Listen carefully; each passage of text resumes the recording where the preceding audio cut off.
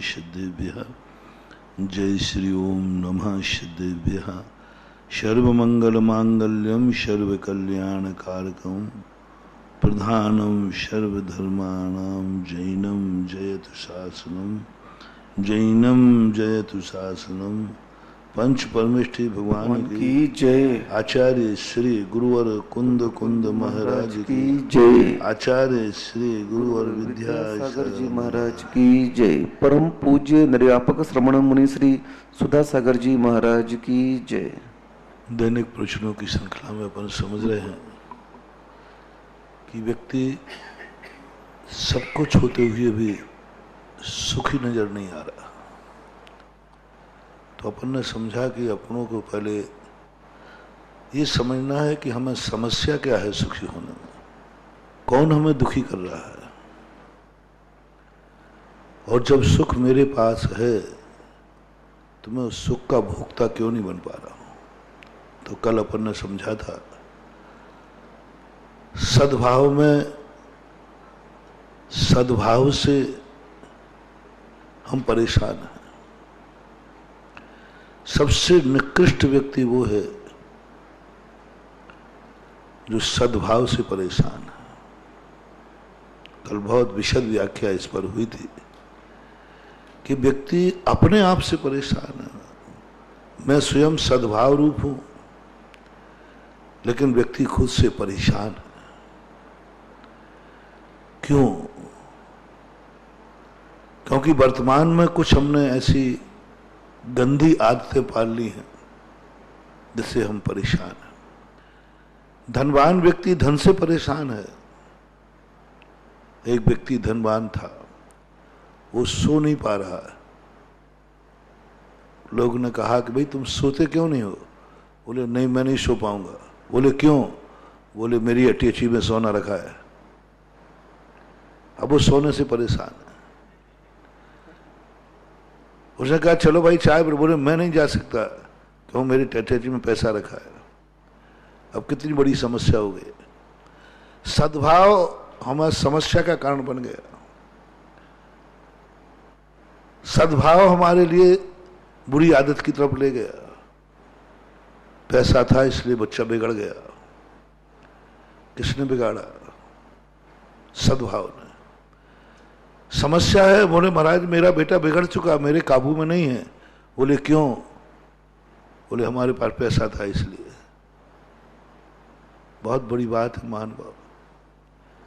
एक पैसे के अभाव में बिगड़ा व्यक्ति। एक व्यक्ति ने शराब इसलिए पी कि वो गम में था।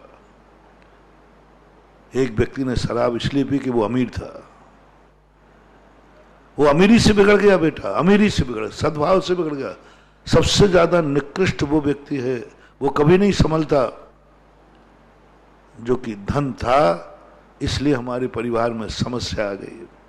हर व्यक्ति बिगड़ चुका है। क्यों? मेरे पास धन है, पैसा है। क्यों बिगड़ गए तुम अपने पास में? क्योंकि हमारे पास आंख है। इस आंख ने मुझे बिगाड़ दिया। कल की बात को आप बहुत अच्छी तरह से स्मृति में लाना। क्यों बिगड़ गए तुम? मेरा मन क्यों बिगड़ गया? सब कुछ क्यों बिगड़ गया? बोले इस आंख ने बिगाड़ दिया। आंख ने बिगाड़ दिया। आंख बिगाड़ने के लिए थी कि बनाने के लिए? लेकिन मैं क्या करूं, जब भी मैं देखता हूं ये मुझे बिगाड़ती है आंखें। मैं देखता हूं मेरा मन बिगाड़ देती है, मेरे परिणाम बिगाड़ देती है। अब बोलो, आंख उसकी समस्या बन गई, कान उसकी समस्या बन गए, पैर उसकी समस्या बन गए, हाथ उसकी समस्या बन गई। कितनी सारी समस्याएं बन गई, कितनी सारी समस्या। ऐसी कितनी समस्याएं हैं जो तुमने खुद बना ली हैं अपनी बुरी आदत से। पैसा समस्या के लिए नहीं आया था, पैसा तो समस्या के समाधान के लिए बना था। आज आपको वो समस्या बन गया। परिवार आपके लिए समस्या के लिए, समाधान के लिए था, परिवार आपकी समस्या बन गया। भाई आपके समाधान के लिए थे, भाई समस्या बन गया है। पड़ोसी आपकी समस्या के समाधान के लिए था, पड़ोसी समस्या बन गया है। थोड़ा विचार करें महानुभाव। हमारी खुद की सारी वस्तुएं जो हमारे पास हैं वो हमारे लिए समस्या बन गई। भोजन किया हमारे लिए समस्या बन गया। भूखे की समस्या अलग है, लेकिन भोजन समस्या बन गया। बोले भाई भोजन समस्या क्यों बन गया? वो तो ठीक है, वो तो कह रहा महाराज मेरे पास भोजन नहीं है, ये हमारी समस्या है। चलो बात जमती है कि भाई वो बेचारा है। लेकिन एक व्यक्ति कह रहा महाराज मेरे पास तो भोजन है, तो तुम्हें क्या समस्या है? बोले वही समस्या बन गई, मैंने वो खा लिया, मैं बीमार हो गया। भोजन समस्या बन गई। अब बोलो इसको कौन सुधारे? उस गरीब को तो अपन कह सकते हैं क्या भाई समस्या है? बोले साहब मुझे खाना नहीं मिला, चलो लो मैं दे देता हूं। लेकिन एक व्यक्ति कह रहा है महाराज जी मुझे तो खाना है, उस खाने से समस्या है, अब उसका मैं क्या सहयोग करूं? भूखे का सहयोग करा सकता हूं, लेकिन जो कहता हूं महाराज मैं खाने से समस्या में हूं, मैंने खा लिया, मेरी समस्या बन गई। सावधान। अब इसको कौन मिटाएगा? किससे पूछे? कोई व्यक्ति कह रहा है कि महाराज मुझे, बोले महाराज मैंने पानी पी लिया, आइसक्रीम खा ली, मुझे समस्या हो गई। एक को तो नहीं मिला तो समस्या है, एक को मिल गया तो समस्या है। ये सबसे बड़ी बहान वो अपनी भूल है।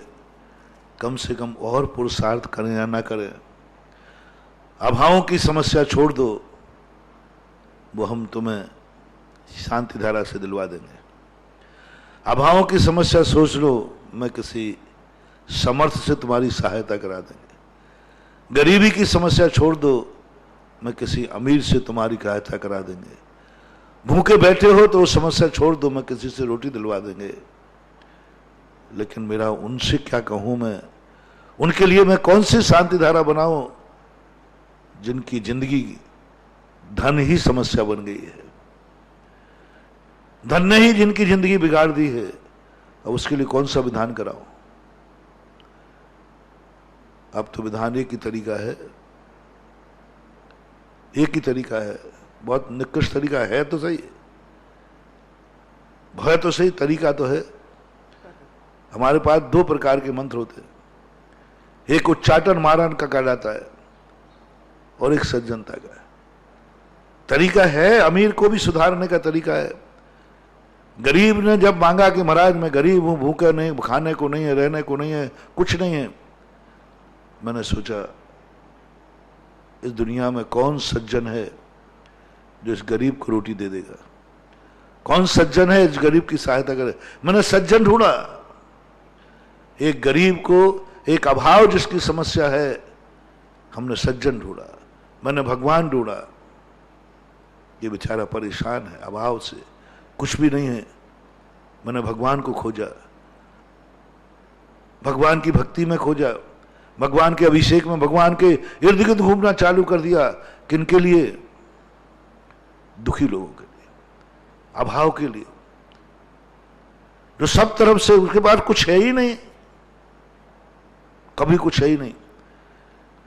ऐसे लोगों पर जब मुझे दया आती है, कोई भाई कहा महाराज जी मैं देखो कुछ नहीं खा सकता, बीमार हूं, महाराज जी मैं कुछ नहीं कर सकता, मेरे पास खाने को है ही नहीं, पहनने को है ही नहीं, मेरे पास मकान नहीं, बच्चों को पढ़ाने को नहीं, मैं तुरंत सोचता हूं ऐसे व्यक्ति का सहयोग तो जरूर करना है, क्योंकि हमारे मन में आता है, साधुता है दूसरों की समस्याओं का समाधान ढूंढना।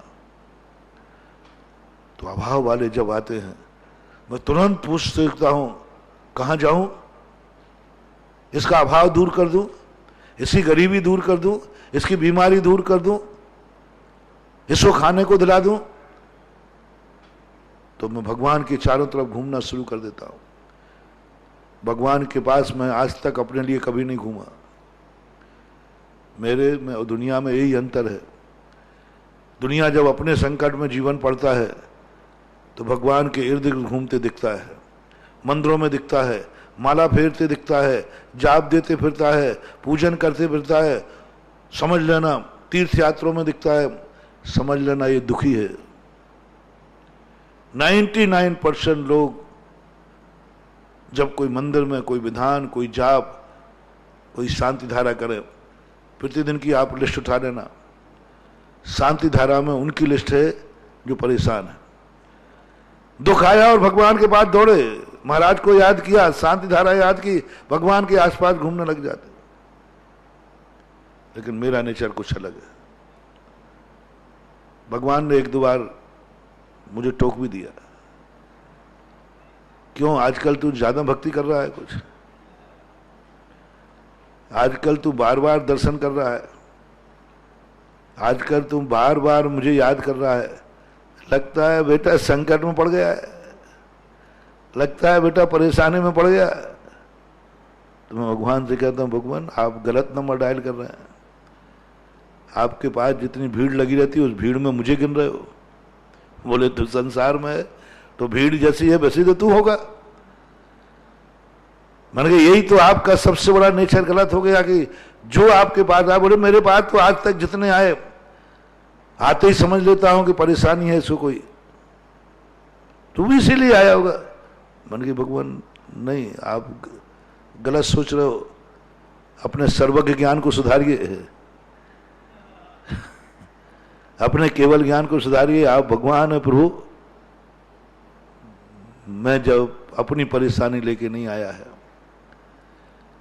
मैं दुनिया की परेशानियों से परेशान हूं, उनकी परेशानी दूर करने के लिए आपके आंगन घूम रहा हूं।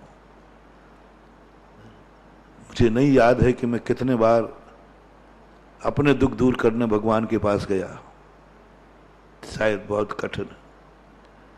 मुझे नहीं याद है कि कभी मैंने अपने लिए कोई शांति धारा कभी करने का मन हुआ है। मुझे नहीं याद है कि कभी मैंने, दुख तो आते रहे, कभी मानसिक, कभी वाचनिक, कभी कायिक, अनुकूलता प्रतिकूलता, लेकिन मुझे याद नहीं है कि मैंने कभी एक माला भी फेरी है, कभी भगवान को याद लिया है। हुआ हो, कभी हो सकता है, संसारी हूं, लेकिन बस पर पूरी ताकत लगाई है कि नहीं, मैंने भगवान को कभी नहीं पुकारा, संकट में कभी नहीं पुकारा। लेकिन सबसे ज्यादा भगवान को मैं याद करता हूं,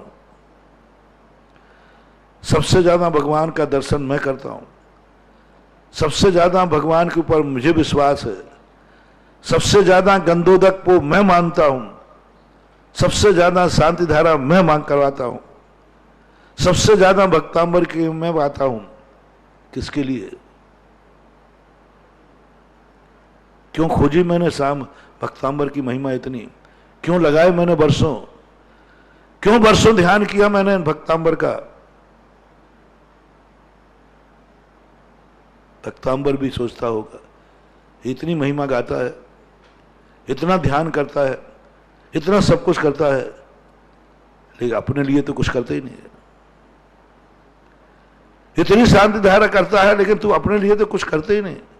हाँ, मर जाऊं मांगू नहीं, अपने तन के काज, परमार्थ के कारण मोह न आवे लाज।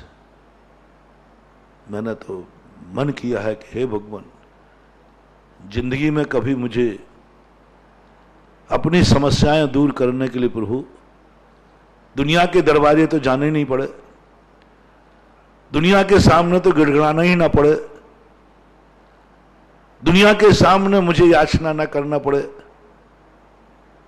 दुनिया की तो छोड़ो प्रभु, मुझे तो वो शक्ति चाहिए कि संकट आवे तो मैं तेरे के सामने भी नहीं गिड़गिड़ाऊं, तेरे सामने भी मुझे याचना नहीं करना पड़े। हे प्रभु, तेरे से भी ना कहना पड़े कि हे भगवान आप बचाओ, संकट सहन नहीं हो रहा। बस मेरी जिंदगी में मुझे संकटों से कोई फर्क नहीं पड़ता, जितने संकट हैं आ जाने दो,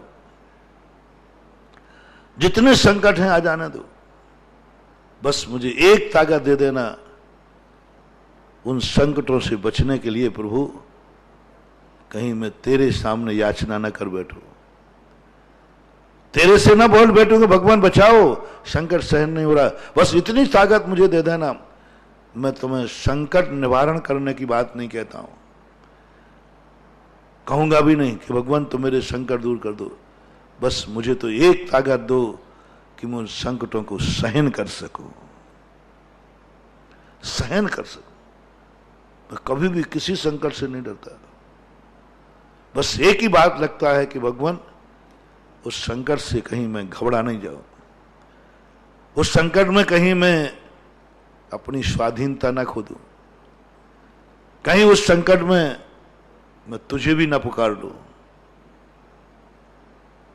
मैं तुझे समस्याओं के समाधान के लिए मैंने तुझे भगवान नहीं बनाया है,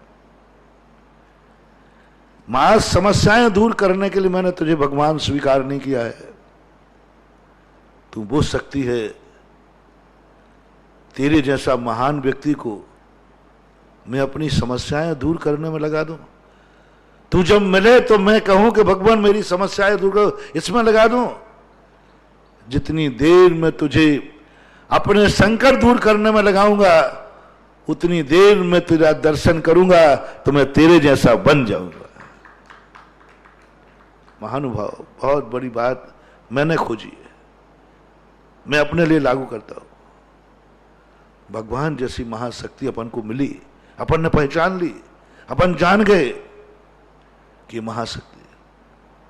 इसके लिए हम छोटी छोटी बातों को दूर करने में, छोटी छोटी समस्याओं को दूर करने में इतनी बड़ी महाशक्ति का समय खराब करेंगे। महान आत्माएं बहुत छोटे समय के लिए मिलती हैं, पहली बार तो मिलती नहीं, मिल जाए तो हम पहचानते नहीं, पहचान लें तो उनको हम छोटी छोटी बातों में लगा दिया, अपनी समस्याएं सुलझाने में लगा दिया। पूरी जिंदगी भर हम मंदिर आए, हर दिन कोई ना कोई समस्या लेके आए। हमेशा महानुभाव, जब भी कोई बड़ा आदमी तुम्हें मिले, बड़ी शक्ति कोई मिले, तो उसको अपनी समस्याएं दूर करने में मत लगाना, उसको समझने में, उसकी जिंदगी को अपने जीवन में उतारने में लगा देना। आज तक यही होगा, जब जब हमें भगवान मिला हम समस्याओं की लिस्ट लेके बैठे रहे, जब जब हमें कोई गुरु मिले हमने समस्याओं की लिस्ट रख दी, जब जब हमने नमोकार मंत्र पढ़ा हमने समस्याओं की लिस्ट कर दी। मिल गया, अपन को मिलेगा, समस्याएं दूर होंगी, लेकिन क्या हो गया, क्या हो गया? चक्रवर्ती मिला था, हमने अपनी भूख मिटाने के लिए कहा मिले माए रोटी, रोटी मिल गई, क्या हो गया? शायद चक्रवर्ती को खुश कर लेते, चक्रवर्ती के गुण अपन उतार लेते। देखना, बहुत सरल उदाहरण दिया है मैंने। एक भूखा व्यक्ति चक्रवर्ती के पास पहुंचा, भूख से परेशान था, रोटी मांगी, मिल गई, समस्या दूर हो गई। 6 घंटे बाद फिर शायद उसकी बड़ी, इतनी बड़ी शक्ति मुझे मिली है, इतनी बड़ी शक्ति मिली, एक छोटी सी रोटी में इनका समय खराब करूं? नहीं नहीं, इतना मैं चक्रवर्ती को समझने का प्रयास करूंगा। ये चक्रवर्ती क्यों बना, कैसे बना, क्या रूप है? यदि उसका एक अंश भी मेरे में आ गया तो हम कल खुद चक्रवर्ती बन करके बैठ जाएंगे। मंदिरों में भी भगवान को भी बहुत बड़ी शक्ति मिली है अपन को, बहुत बड़ी शक्ति। मुझे तो बहुत गर्व है कि हे प्रभु, ऐसे पंचम काल में, हीन संगन में, ज्ञान की कमजोरी में भी मैंने आप जैसे हीरा को पहचान लिया, आप जैसे भगवान को पहचान लिया मैंने। वारे वाह, अपनी मति को शाबाशी दो, अपनी पीठ ठोको, अपन लोग कम नहीं है रे, बहुत ताकतवर है। चौथे काल में कोई सच्चे भगवान को पहचान ले तो कोई महानता नहीं है। अपन तो कुछ भी नहीं, अंधेरा है चारों तरफ से, ज्ञान भी छोटा है, इसके बावजूद भी सच्चे भगवान को पहचान लिया। सच्चे भगवान प्रभु, मैंने तुम्हें पहचान लिया, देखो इस पंचम काल में पहचान लिया। मैं तुझे कोई छोटे मोटे कार्यों में नहीं लगाऊंगा, तू बहुत बड़ी शक्ति है, बहुत बड़ी समस्या। समस्याओं को मत ले जाओ बड़ों के सामने। सच्चा छोटा आदमी बड़ों की कीमत समझता है, वो कहता नहीं, इतनी बड़ी शक्ति से मैं छोटे मोटे काम कराऊंगा। कई लोग छोटा मोटा होता था, चलो महाराज को समाचार दे देते, वो तो अपने गुरुजी हैं। बोला महाराज जी आज आशीर्वाद दे दो, आप शांति धारा कर देना। बोले क्या हो गया? बोलो महाराज जी आज बाहर जा रहे थे, थोड़ा सा कांच लग गया। बोलो, कांच एक सुई से निकल सकता है, कांटा एक सुई से निकल सकता है, लेकिन तुमने उस कांटे की समस्या को दूर करने के लिए कितनी बड़ी शक्ति का समय खराब किया। महाराज सुनेंगे तुम्हारी बात सुनेंगे। सुनने में महाराज का समय जाएगा 2 मिनट, फिर सुन के विचार करेंगे 2 मिनट उसमें जाएगा, फिर दूर करने का भाव करेंगे। आपने 6 मिनट खर्च कर दिए। कितनी बड़ी शक्ति का, कितनी बड़ी शक्ति का।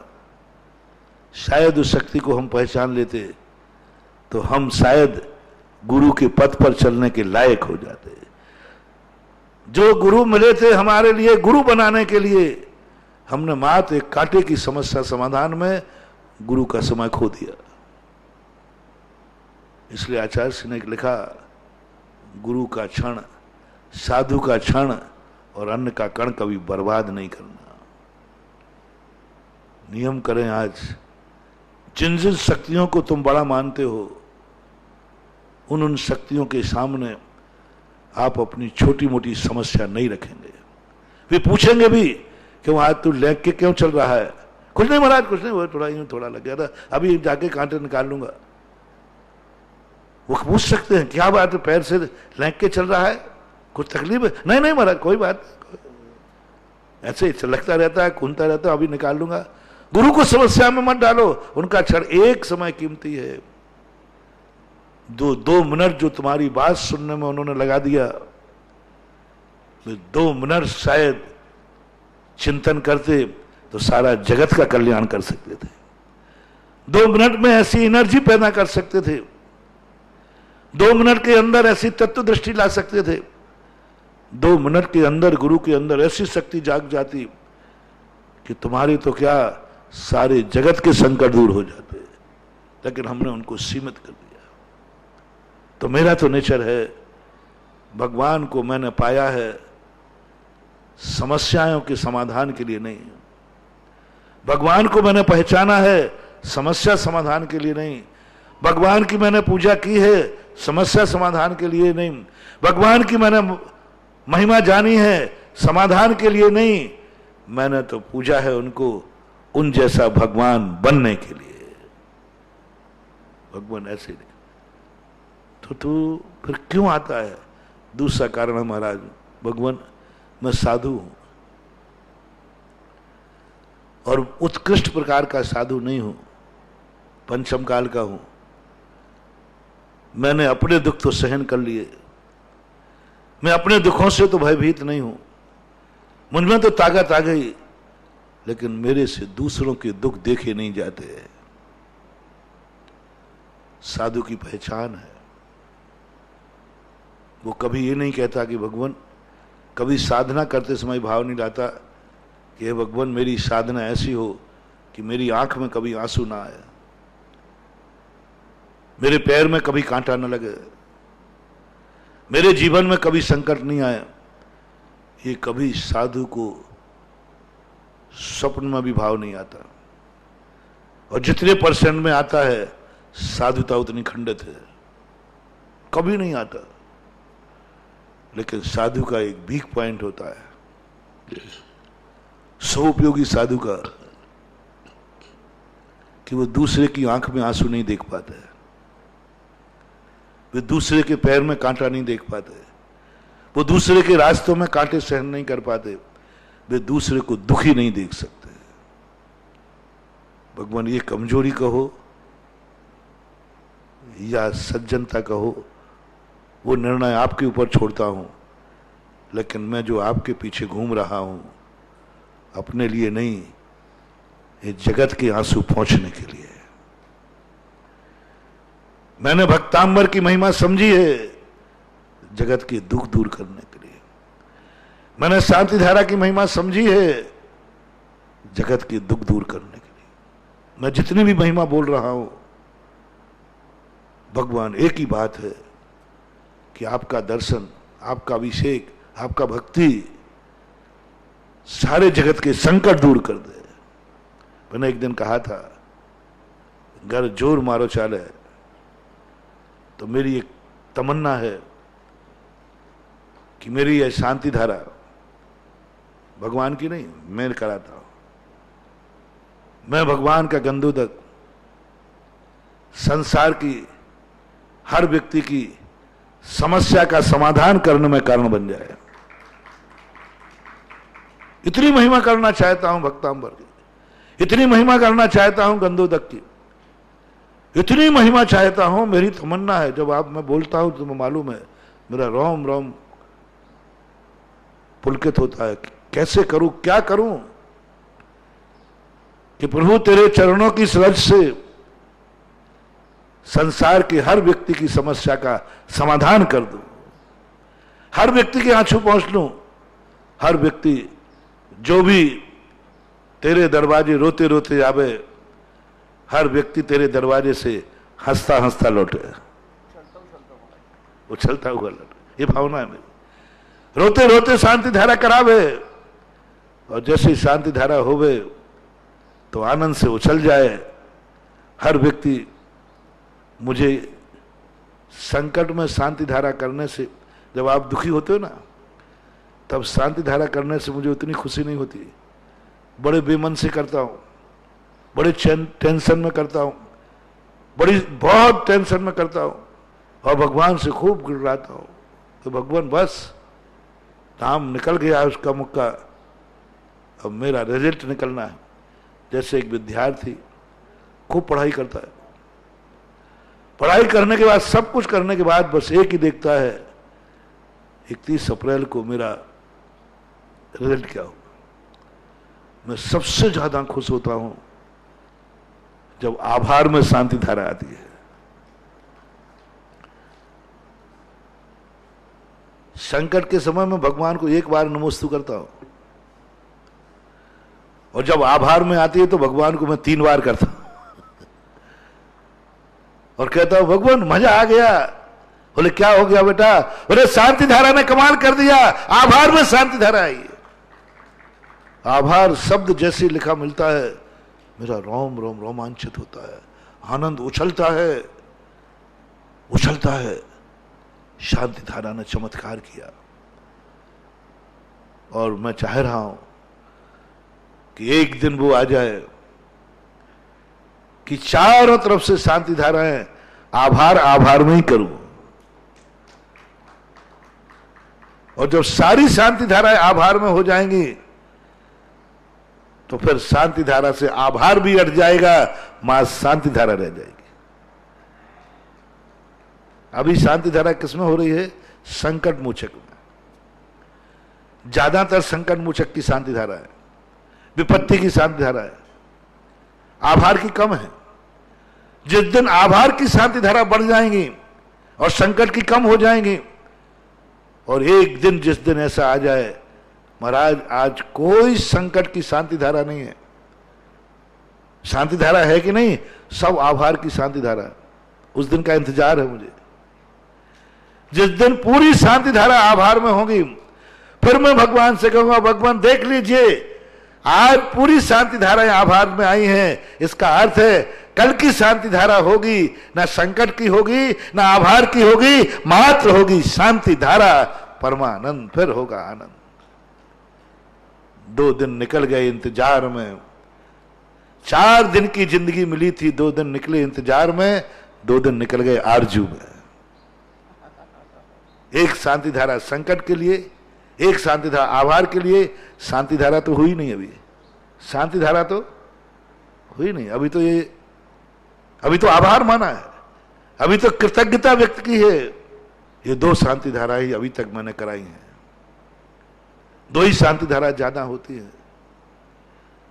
और आपसे कहना चाहता हूं, प्रभु से कहो भगवान मरने के पहले एक बार मैं शांति धारा करना चाहता हूं, जो ना संकट मोचक की होगी ना आभार की होगी, मात्र होगी प्रभु के गुणों की, भक्ति की होगी। इसलिए भगवान मैं चाह रहा हूं कि आपकी आभार की शांति धारा बढ़े, आभार का भक्तांबर होवे, दुखी लोगों के नाम कम आवे।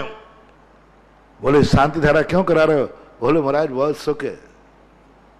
भक्तांबर क्यों पढ़ रहे हो? बोले खुशी का भक्तांबर है। दुखी की पूजा और सुखी की पूजा में बहुत अंतर है महानुभाव। दुख में सुमरन सब करे, सुख में करे ना कोई। सुख में सुमरन हो जाए, सुखी आदमी की पूजा बन जाए। और मंदिरों में जितने लोग सुखी लोग पूजा कराएं, शांति धारा कराएंगे, सुखी लोग जितने मंदिर में आएंगे, सुखी लोग जितने भगवान की पूजा करेंगे, उस मंदिर का अतिशय उतना ही ज्यादा बढ़ेगा। आप ध्यान रखना महानुभाव, मंदिरों में अतिशय लाना है,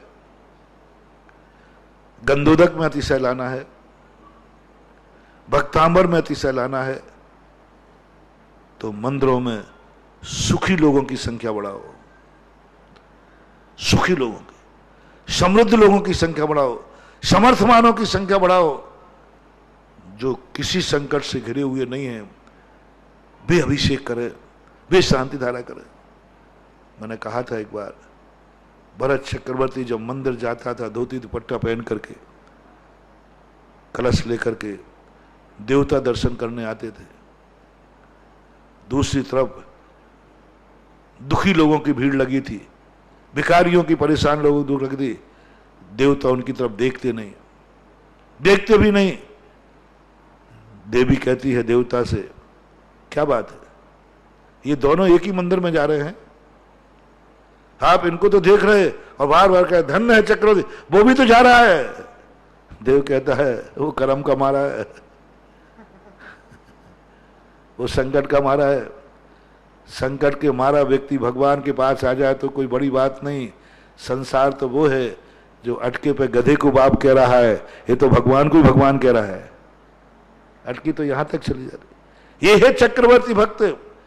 बोले इसकी कोई आवश्यकता नहीं है, इसको कोई समस्या नहीं है, कुछ भी नहीं है, सब तरफ से सुखी है, फिर भी देखो मंदिर जा रहा है, देवता उसको जय जयकार करने लग जाते हैं। बंधु, आप लोगों से मेरा कहना है, बार बार कहता हूं, सुख का दिन सदा भगवान के दरबार में व्यतीत करना। पंचम काल का सबसे बड़ा दोष है सुख का धन, अच्छा दिन गार्डन में, होटलों में, घूमने में, मौज मस्ती में व्यतीत करता है। इसलिए आज मंदिर, और दुख के दिन, परेशानी के दिन मंदिरों में व्यतीत करते हो, इसलिए मंदिरों का अतिशय खत्म हो रहा है। मंदिरों में अतिशय खत्म। मैंने देखा एक क्षेत्र पर बहुत लाइन लगती, बहुत अच्छा संस्मरण, इतनी लाइन लगती थी, और शनि अमावस्या को तो हजारों लोग आते थे, 10-10-20 हजार लोग आते थे। जब मैंने उस क्षेत्र में गया तो एक रहने के लिए कमरा भी नहीं मिला, धर्मशाला भी नहीं मिली, मंदिर की हालत जर्जरित। मैंने क्यों भाई कमेटी वालों, अमावस्या को यहाँ 10-10 हजार लोग आते और यहाँ की हालत तो ये। बोले मेरे पैसे ही नहीं।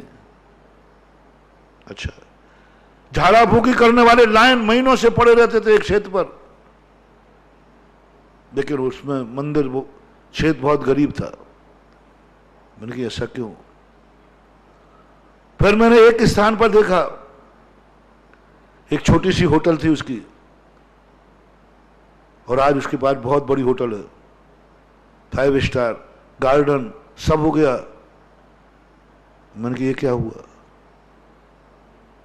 दोनों तरफ मैंने डिसेक्शन किया, क्षेत्र वालों से पूछा, बोले महाराज जी, मैंने कहा इतनी भीड़ आती है? बोले महाराज सब गरीब आते हैं, देने वाला कोई नहीं आता, सब मिले माए।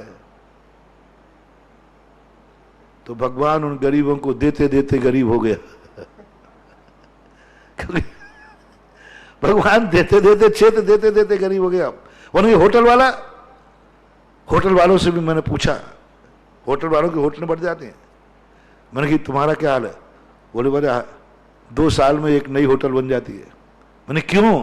बोले बड़े आदमी आते हैं, सुखी आदमी आते हैं, यहाँ गरीब कोई आते ही नहीं। बड़ी बड़ी जो होटलें हैं ना, गार्डन है, उनमें गरीब जाते कि अमीर? सब अमीर आते महाराज, बहुत अमीर लोग आते हैं, बहुत बहुत समृद्ध लोग आते हैं, धनवान लोग आते हैं, सुखी लोग आते हैं।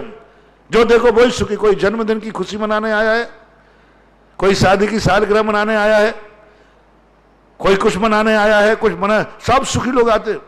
आप देखो जितनी हिल स्टेशन हैं वहां पर सब लोग दुख के दिन मनाने जाते हैं कि सुख के दिन। शिमला, ऊटी, फूटी, कौन जाते? सुखी लोग सुख का दिन मनाने जाते हैं। वहां के ठाठ देखो, क्या क्या उनके, देखो वहां के मजे देखो, एक एक बिल्डिंग की तरफ देखो, करोड़ों करोड़ों की बिल्डिंग बन गई। क्यों? वो बात कोई कारण नहीं है, कोई कारण नहीं बंधु, मात एक ही कारण है, हर व्यक्ति सुख का दिन वहां व्यतीत करने जाता है, वहां समृद्धि बढ़ेगी। जहां जहां सबसे ज्यादा सुख का दिन जहां लोग व्यतीत करने का मन बनाते हो, आप देख लेना वहां समृद्धि बढ़ेगी। सुखी लोग जहां जाते हैं समृद्धि बढ़ेगी। इसलिए आज होटलें बढ़ रही हैं। सड़क के किनारे हमने देखा, जब राजस्थान में मैं शुरू में आया था 100-100 किलोमीटर के ढाबे मिलते थे। अब हर 2-3 किलोमीटर पे क्या है, पूरा शहर से बचा मिडवे रेस्टोरेंट। आज कितने बन गए, क्यों बढ़ रहे हैं ये, मैं एक ही नहीं समझ पा रहा हूं। कोई कारण नजर नहीं आया। कोई गॉड गिफ्ट है, कोई देवताओं की कृपा है? नहीं, मात्र की कृपा है कि वहां सब सुखी लोग जाते हैं। मैंने सिद्धांत बना लिया, जिन स्थान पर सुखी लोग आएंगे वहां समृद्धि बढ़ेगी। मंदिरों का, तीर्थ क्षेत्रों पर नहीं करने का कारण मैंने डिस्ट्रक्शन किया। कौन आए? ये 10,000 आज आए थे अमावस्या के दिन, सब दुखी थे, सब परेशान थे। कोई किसी से परेशान, कोई परेशान व्यक्ति कुछ दे के नहीं जाएगा, लेके जाएगा। उस स्थान पर आंसू छोड़ के जाएगा, खुशी छोड़ के नहीं जाएगा, बद्दुआ छोड़ के जाएगा, हाय श्वास छोड़ के जाएगा। जिस क्षेत्र पर दुखी लोग जाकर दुख छोड़ के जाते हैं वहां दुख की खेती लहराएगी, सुख की नहीं। इसलिए आप लोग शिकायत करते हैं, महाराज तीर्थ तो बन गए सब, लेकिन तीर्थों में धर्मशालाएं अच्छी नहीं है, कमरे अच्छे नहीं है। मैंने क्यों नहीं है? एक सेठ ने कहा, एक बहुत बड़े सेठ ने कहा, बोले महाराज इस क्षेत्र में आया हूं, मैं तो जा रहा हूं। मैंने क्यों? बोले यहां कमरे अच्छे नहीं, लाइट बात अच्छी नहीं। तो बोले कहां ठहरोगे? महाराज देखो कहे। तो मैंने कहा भाई तुम कितने बार आए यहां पर, और तुम्हारे जीवन में कितने दिन के सुख के दिन आते हैं? मैंने उनसे पूछा अच्छे दिन कब मनाते हो? बोले महाराज हमारे घर में जितने लोग हैं सब लोग, हम लोग जन्मदिन मनाते हैं, शादी की सालगिरह मनाते हैं। बस मुझे इसके जवाब दे दो, वो सुख के दिन है तुम्हारे जन्मदिन? बोले हम 6 लोग हैं, 6 लोगों का जन्मदिन मनाया जाता है, जिसमें 3 की शादी हुई उनका भी हम लोग मनाते हैं, शादी की सालगिरह बनाते हैं, और साल में 2-4 बार मनाते हैं खुशी के दिन, क्योंकि हमारे लिए कोई दुख नहीं है। हमारे पास बड़ा खूब अच्छा धंधा है, सब खाते पीते। बस मुझे इतना ही जवाब दे दो, ये सुख के दिन तुम कहाँ मनाते हो? बोले होटल में, गार्डन में। तो मैंने कहा आप जैसा अमीर जिन होटलों में जाएगा वहीं तो समृद्धि होगी, क्षेत्र पर तो तुम पहली बार आए हो, और वो किस लिए आए हो? उन्होंने कह दिया महाराज जी बीमारी के लिए आया हूं, दूर करने के लिए, दुख के दिन में आया हूं। किसी ने कहा कि महाराज जी हम आज चले जाओ, इसलिए मैं आया हूं। मैंने कहा इस क्षेत्र का कब विकास होगा? तुमने क्षेत्र को सुना तो दुख के दिनों में सुना, आंसू बहाते हुए यहां आंसू बोके जाओगे, खुशी की खेती नहीं होगी। और तुम्हारे तो हर साल 5-7 कार्यक्रम होटल में होते हैं। मैं गारंटी देता हूं सारे अमीरों से, जो खुशी के दिन तुम होटल में मनाते हो, वे खुशी के दिन मेरे तीर्थ क्षेत्र पर मनाने लग जाओ। तीर्थ क्षेत्र की धर्मशाला है, 7 स्टार नहीं 9 स्टार कर दूंगा। बस बड़े आदमी एक नियम ले ले, खुशी का दिन बिताऊंगा तो तीर्थ क्षेत्र पर बिताऊंगा, और दुख का दिन बिताऊंगा और इन सारे जो बड़े हिल स्टेशन है ना, इनका दिवालियां निकाल दूंगा।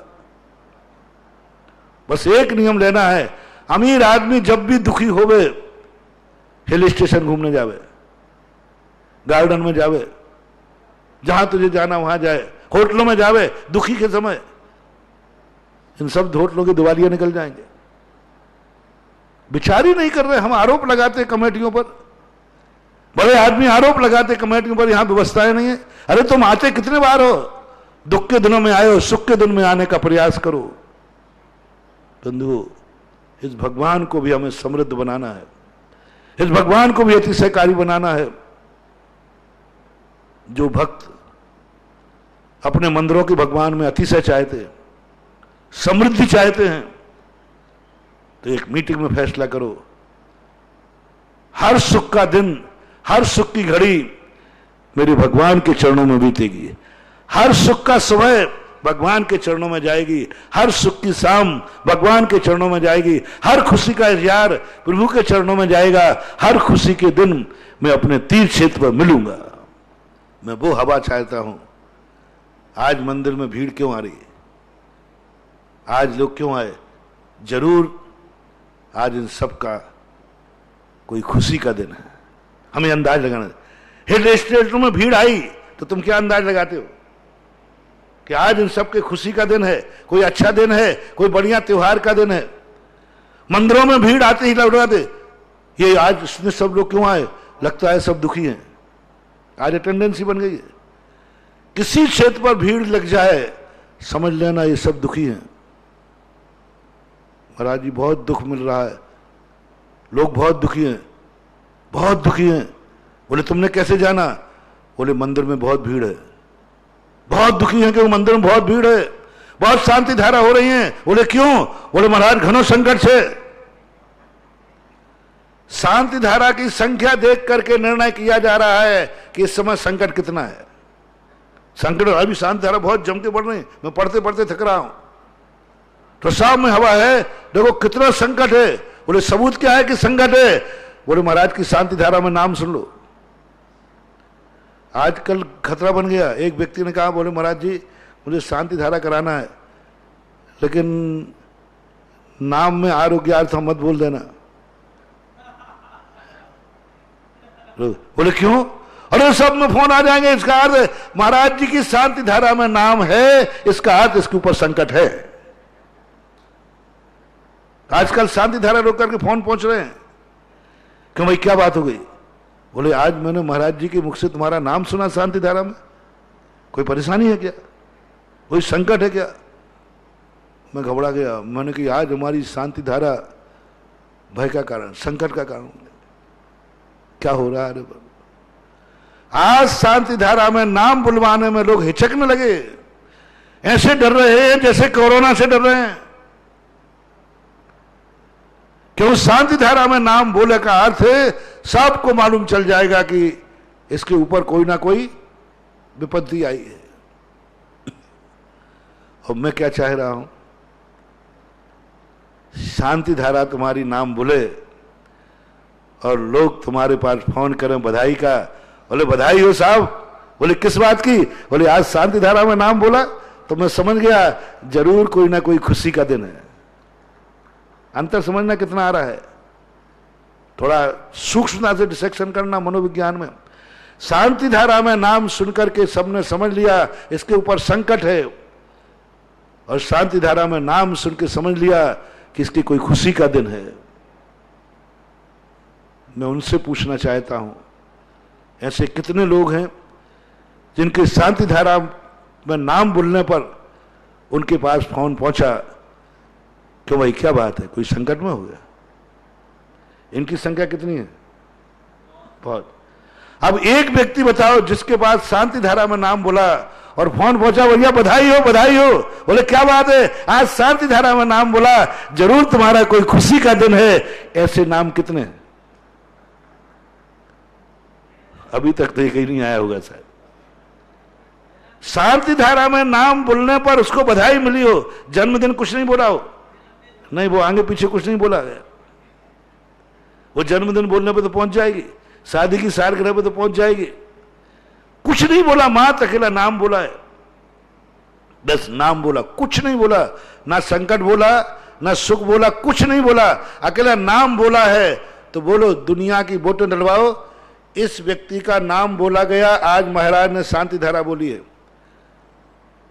अब शेयर लगाओ इस बाजार में, एक लगावे शेयर कि जरूर इसके ऊपर संकट है, दूसरा लगावे जरूर इसके खुशी का दिन है। कौन सा शेयर बड़ा मिलेगा? वोटें किस तरफ ज्यादा जाएंगे? कर लो एक बार, नहीं हो तो बुलवा के देख लो। आप बुलवा के देख लो, आप एक नाम, बिल्कुल कुछ नहीं बोलूंगा आगे पीछे, फलाने चंद बस नाम बोल के छोड़ दूंगा।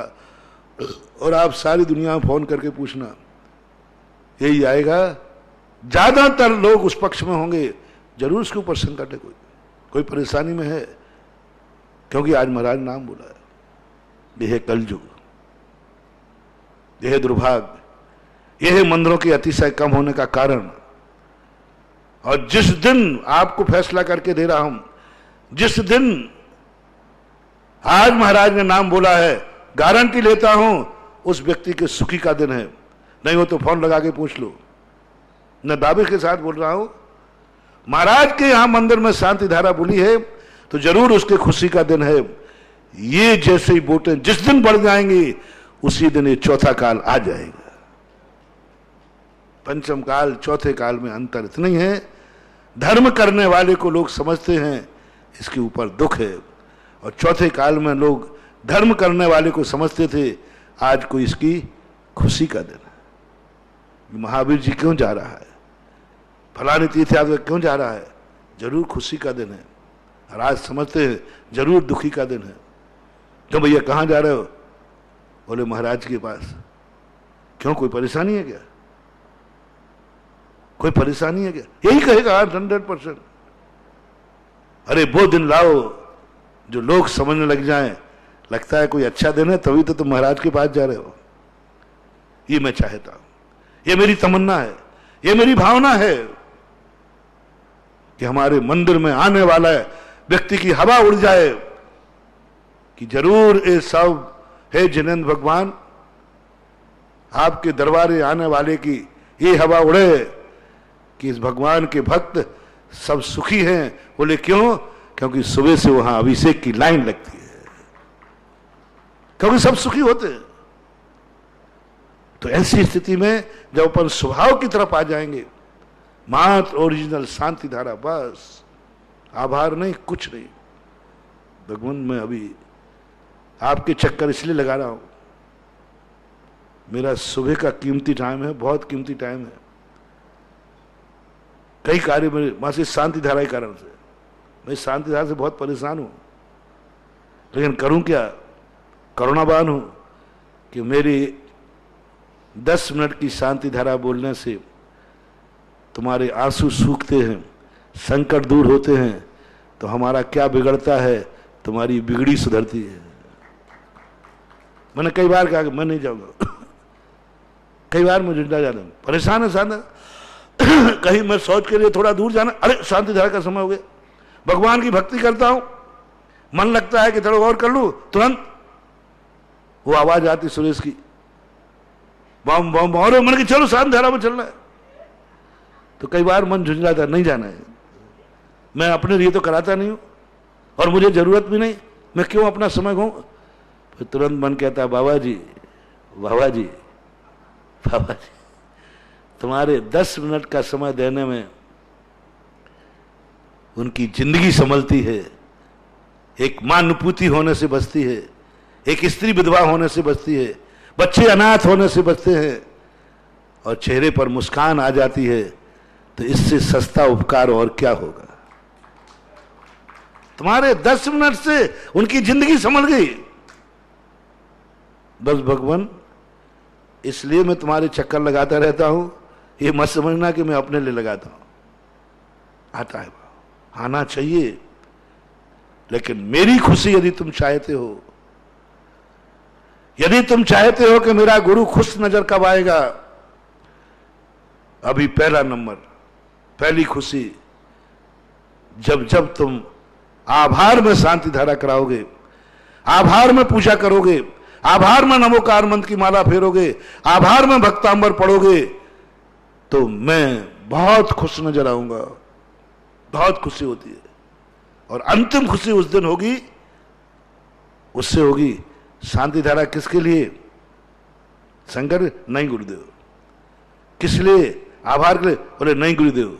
किस लिए? मात प्रभु की शांति धारा करना है।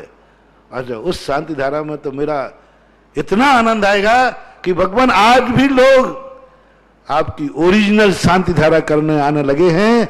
अब आभार का भी समय नहीं रहा, क्योंकि आभार का समय तो कर चुका हूं। वो है धर्म, वो है धर्म की स्थितियां। ऐसे धर्म के लिए अपन के जीवन में उतारना है। तो अपनी समस्या चल रही है कि वो समस्याएं जो हमारी खुद की समस्याएं हैं, हम खुद अपने आप से परेशान हो रहे हैं, हमारी बुरी आदतों से। क्यों? क्योंकि हमने कुछ ऐसी गलतियां कर बैठे हैं जो हमें खुद पश्चाताप कर रहा है। ये सबसे निकृष्ट आदमी है जिसको दुनिया में कोई शरण नहीं है। अंतिम वाक्य बनाए, यदि जो तुम्हें सद्भाव में तुम्हें अभाव, यानी धन ही तुम्हारी जिंदगी का खतरा बन गया, आंख ही तुम्हारे लिए खतरनाक बन गई, मन ही तुम्हारे दुखदाई बन गया, तुम्हें ये मनुष्य पर्याय दुखदाई बन गई, तुम्हारे माँ बाप तुम्हें दुखदाई बन गए, तुम्हारे भाई तुम्हें दुखदाई बन गए, तुम्हारी हर समस्या तुम्हें दुख दे रही है, तुम्हारी खुद की जिंदगी का, परिवार का छोड़ दो, तो समझ लेना अब तुम्हारा कोई पुरुषार्थ नहीं, तुम्हें दुख भोगना पड़ेगा। क्यों? सद्भाव समस्या दूर करने के लिए होता है और सद्भाव तुम्हें समस्या पैदा कर रहा है, पैदा कर रहा है। धन तुम्हारे पास आया था कि तुम्हें राजगद्दी पे बैठा लेगा, और धन पाकर तुम तो नाली में गिर गए शराब पीकर। धन एक समस्या बन गया। अब जो बात मैं कह रहा था, समय आपका हो गया। दुखों को दूर करने के लिए मैं संसार का सबसे सज्जन आदमी खोजता हूं कि कौन है सज्जन जिससे मैं दुख दूर करा दूं। अब अमीर आदमी के ऊपर संकट आया है, महाराज मैं धन से परेशान हूं, धन है तो मैं शराब पीता हूं, धन है तो मैं जुआ खेलता हूं, धन के कारण से मैं बहुत बुरे काम करता हूं। अब ऐसे व्यक्ति को समस्या से कैसे निदान दिलाऊं? भगवान ने तो मना कर दिया, मैं नहीं करूंगा। गरीब का संकट दूर कर सकता हूं, अमीर का नहीं। जिसके पास धन नहीं है उसको धन दिला सकता हूं, लेकिन जिसका धन ही समस्या बन गया हो उसकी समस्या मैं दूर नहीं कर सकता। अब उसके लिए एक समस्या है, बता दूं, डाकू। अब मुझे किसी डाकू को मनाना पड़ेगा कि उसके यहां डाका डाल, 1 रुपया भी मत छोड़ना, जिससे कल से वो शराब ना पी पाए। गरीब के पास नहीं था तो मैंने भगवान से कहा, भगवान इतना तो दे दे कि 2 रोटी मिल जाएं। और अमीर शराब पीना है, समस्या बन गया, हमें डाकू को मनाना पड़ेगा, है डाकू हाँ ऐसा डाका डाल कि कल के दिन उसके पास शराब के लिए पैसा ना बचे। उसको मनाना पड़ेगा, दुर्जन को मनाना पड़ेगा, दुर्जन की तरफ चक्कर काटना पड़ेंगे और भावना करना पड़ेगी। लो अंतिम भावना, ओ मेरे प्यारे अमीर भक्तों, तुम्हारे लिए सब कुछ मिलने के बाद तुम्हारी जिंदगी बिगड़ती जा रही है, तो अब मुझे भावना भाना पड़ेगा, हे भगवान, हे कर्म, इसको ऐसी दशा ला दे, भिखारी बना दे, इसको अंगड़ा भाव इसका गरीबी में पहुंचे, ऐसे घर में पैदा हो जिसे सुबह नाश्ते की भी भीख मांगना पड़े। क्यों? धन से बिगड़ रहा है, ये करना पड़ेगा और कोई दूसरा उपाय नहीं। अब सुधारने का एक तरीका है आंख वाले को कि इसकी आंख फूट जाए, ये अंधा हो जाए, सुधरेगा जब ही वो, बिना उसको सुधरने वाला नहीं। मत करो रे ऐसा भाव, धर्म की मार से सुधर जाओ, कर्म की मार से सुधरोगे, वो अंधा कर देगा। कर्म बहुत दुष्ट है। 2 ही तरीके हैं सुधारने के, एक तो धर्म, एक कर्म। धर्म अंधे को आंख देता है, कर्म आंख वाले को अंधा कर देता है, लेकिन सुधार देगा दोनों। एक अंधा बना के सुधारेगा और एक आंख देके सुधरेगा। अब जैसे आपको मानना हो, समय आपका हो गया, 24 घंटे आपको दिए जाते हैं, निर्णय करना। महावीर भगवान की